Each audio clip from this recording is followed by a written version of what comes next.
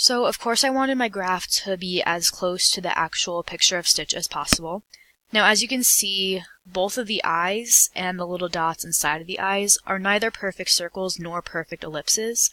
I could see them as being ellipses but with a slight tilt. So I did some research into this and was able to find a basic equation that would allow me to rotate the ellipse. So I added a B term and a C term in order to help facilitate the transformations. And I then created sliders in order to see how each variable quote-unquote controlled the equation. So I found that similarly to a regular ellipse, the D term controlled the width of the ellipse, right here. The F term controlled the height of the ellipse, like so. And then the C term controlled up and down, and the B term controlled right and left. So the only real difference between this equation and any other equation of an ellipse is this A term.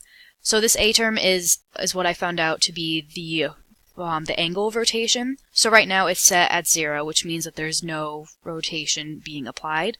So when I move this slider, you can see that it's now rotated a bit. And all these variables still affect it in the same way. So the F term still controls the height of it. The D term still controls the width of it.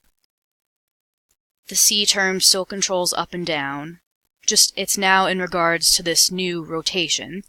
And the B term still controls right and left, again in regards to this new rotation of 0.45 degrees.